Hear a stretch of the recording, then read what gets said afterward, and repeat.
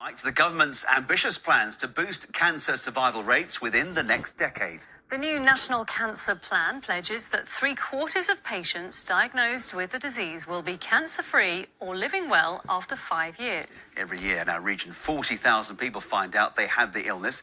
NHS bosses say they'll help more people live for longer through a massive investment in new technology, as Matthew Hudson reports. Sorry, I'm being a bit slow. Catherine Webster tries to savour every day she has. 6 years ago, Catherine was diagnosed with an aggressive and terminal brain tumour. She's one of only around 1% of patients to have lived so long.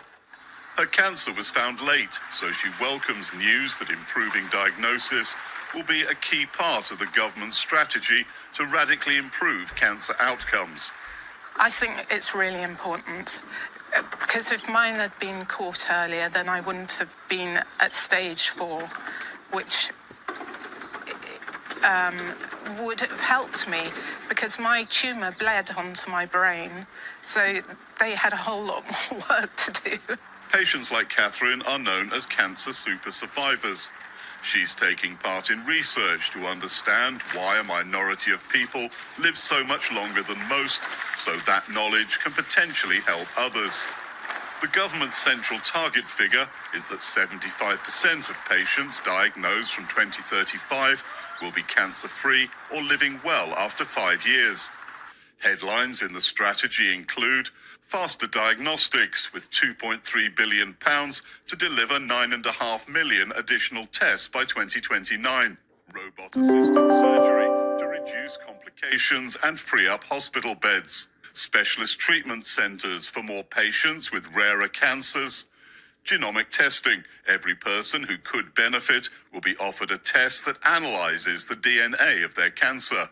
Using that last one to help personalise treatments for patients is a major part of the work being undertaken at the Cambridge Cancer Institute. So it's about tailoring the treatments in the most effective way for the people that are going to benefit the most, but also making sure we're not giving treatments to people that are not going to get benefit from it. So I think using the existing treatments in a more effective and targeted way, I think is going to be one of the really, really big areas that we need to improve on, and we will in the coming years. Louise Eady works here.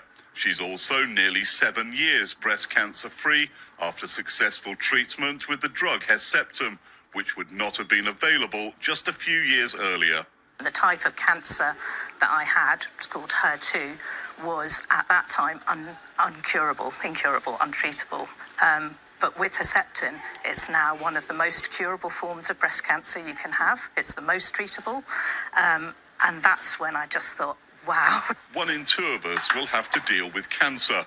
It's hoped major targeted investment and the efforts of hugely talented people will increasingly make it something to be cured or lived with. Matthew Hudson, ITV News, Cambridge. Well, let's go to Westminster and our political correspondent Emma Hutchinson. Emma, good evening. A big plan. So when might patients see the difference?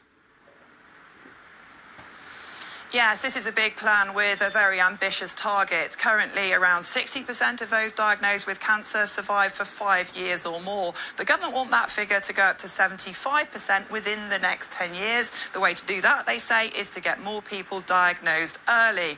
I spoke to one Labour MP in our region himself, diagnosed with cancer last year. He's receiving treatment, but says he's one of the lucky ones that his cancer was caught early. He says patients in our region should, in his words, breathe a sigh of relief when they hear this plan. He says we'll see differences very soon in terms of extra appointments, more scanners, more scans, more chances for early diagnosis, something he says that the East has potentially missed out on in the past. We all know with cancer, time is of the essence. The earlier you get caught, the better your outcomes are. And we also know in rural areas like ours, whether you be Norfolk, Suffolk, Cambridgeshire or Essex, we are going to be parts of the country where that time does slip more and more. And that's why our outcomes are worse. So this strategy really will put rural communities and coastal communities front and centre. And Emma, pressure on the Health Secretary to meet this target. Yes, there is. This is an ambitious target, but if you look at the figures now for cancer survival rates, we don't do as well as many comparable countries, despite the fact that in our region and across the country, we have medical expertise, scientific world-leading expertise. So yes, this is a difficult target to reach. There are other pressures on the NHS, currently more than 900,000 on an NHS waiting list in the east of England alone, but it's the target that the Health Secretary really believes he can meet. OK, Emma, thank you very much. And thank you very much for watching this evening. Here's what's still to come. 60 years of stitching. We meet the tailor who's